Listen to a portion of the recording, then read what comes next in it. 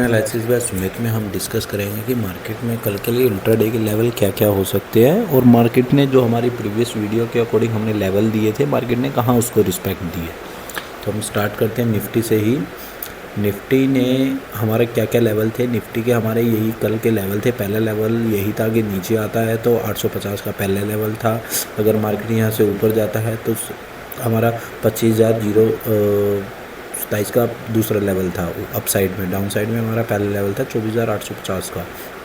तो मार्केट ने आज क्या किया, मार्केट ने आज गैप अप ओपनिंग के साथ ही वहीं से नीचे आना स्टार्ट किया है और हमारे पहले लेवल को टच रिस्पेक्ट दी है अच्छी तरह 24,850 पे। 24,850 को एक स्पॉट एरिया था, स्पॉट की तरह वर्क किया। जो हमारा नीचे की साइड में जो लेवल था 24,907 का लेवल से मार्केट ने वहीं से रिस्पेक्ट दिया है, यानी कि पहले रेजिस्टेंस स्पॉट एरिया था हमारा, उसको ब्रेक किया। नीचे स्पॉट एरिया दूसरा था हमारा 24,850, उसको यानी कि यहाँ इसको ब्रेक नहीं किया, यहाँ पे रिस्पेक्ट दी। फिर वापस से हमारे रिटेस्ट किया 24,907 के लेवल को, यानी कि जो कि मार्केट क्या करती है, जो पहले स्पॉट एरिया था उसको रेजिस्टेंस एरिया बनाया है। सेम हमारे लेवल को रेजिस्टेंस एरिया बनाया है। फिर जो स्पॉट एरिया था वो ब्रेक किया है, बट उसको वापस ब्रेक करने के बाद नीचे मार्केट नहीं सस्टेन कर पाया, तो वापस हमारे इसी लेवल के आसपास ही मार्केट ने क्लोजिंग दी है। यानी कि मार्केट आज पूरा दिन चौपी एक साइडवेज जोन में था, यानी कि ऑप्शन बायर का पैसा इसमें नहीं बन सकता। स्कैल्पिंग में थोड़ा बहुत मूव मिल सकता है 10-15 पॉइंट का, बट इसमें एक डायरेक्शन मूव बायर के लिए नहीं रह सकता। हाँ, सेलर ने इसमें एक प्रीमियम डीके में अच्छा पैसा कमाया होगा। इसका रीज़न मैं आपको बताता हूँ आज साइडवेज का क्या रीज़न हो सकता है। क्या होता है कि आज एक्सपायरी थी सेंसेक्स की, एंड सेंसेक्स अपने एक्सपायरी वाले दिन दो ही मूवमेंट में रहता है, या तो वो प्रॉपर साइडवेज जोन में रहता है या फिर एक डायरेक्शन मूव में रहता है, अप साइड या डाउन साइड।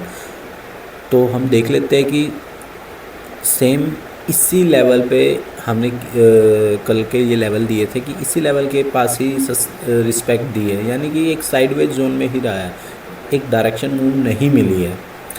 इसी की रीज़न से निफ्टी और सेम यहीं पे क्लोजिंग दी है और कोई डायरेक्शन मूव, यानी कि ऑप्शन बायर के लिए कोई पैसा ना के बराबर उम्मीद थी।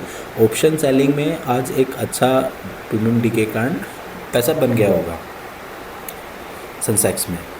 तो निफ्टी में हम देख लेते हैं कल के लेवल हमारे क्या होंगे। मार्केट में कल के लेवल हमारे सेम रहेंगे। अगर मार्केट नीचे की तरफ जाता है 24,753 का पहला लेवल, 24,650 का दूसरा लेवल, अपसाइड मूव करता है तो 24,965 का पहला लेवल, 25,026 का दूसरा लेवल, 25,074 का हमारा तीसरा लेवल हमारा इसलिए मिल सकता है।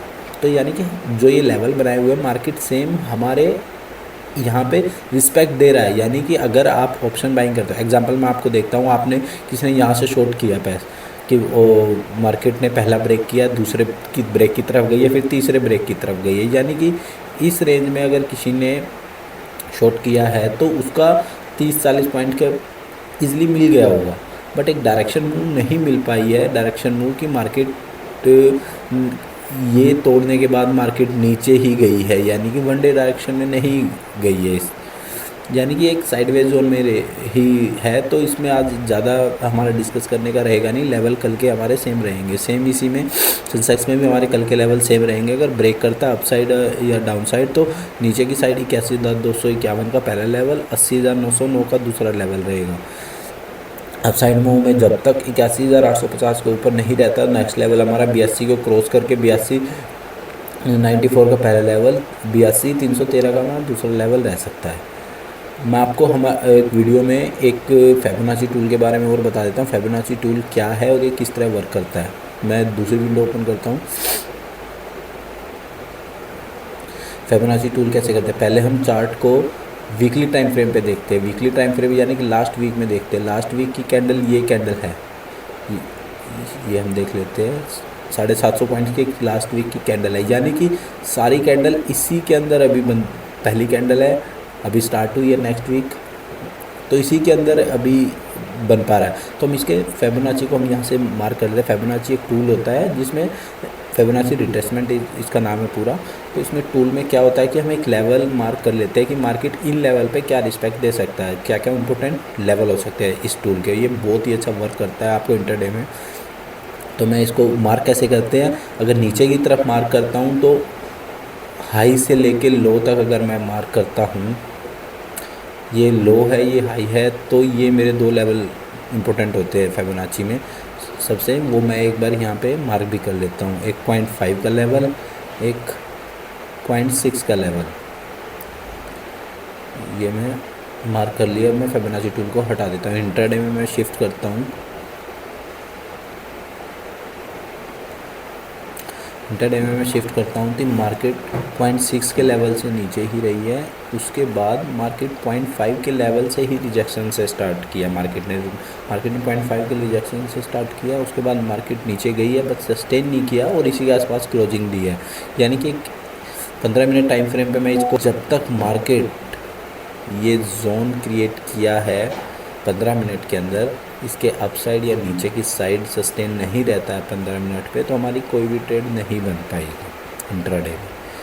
अगर ये यहाँ सस्टेन रहता है तो पहला लेवल हमें ये इजीली दिखा सकता है, दूसरा लेवल ये हमारे नीचे की साइड आराम से दिखा सकता है, जो मैंने लेवल आपको दूसरे चार्ट पे दिए है। तो फिबोनाची को इस तरह टूल को यूज़ करते हैं कि आप कहाँ से इसको रिस्पेक्ट ले सकते हैं। ये देखिए लास्ट डे में भी, हिस्ट्री में भी इन्होंने यहीं से रिजेक्शन लेना स्टार्ट किया है, यहीं से आज भी इसने यहीं से रिजेक्शन लेना स्टार्ट। यानी कि 0.5 का जो ये लेवल होता है ये बहुत ही इंपॉर्टेंट लेवल होता है। यानी कि मार्केट इससे नीचे की तरफ रहता है तो हम नीचे की ट्रेड लेते हैं, ऊपर की तरफ सस्टेन रहता है। ये जस्ट कंफर्मेशन टूल होता है।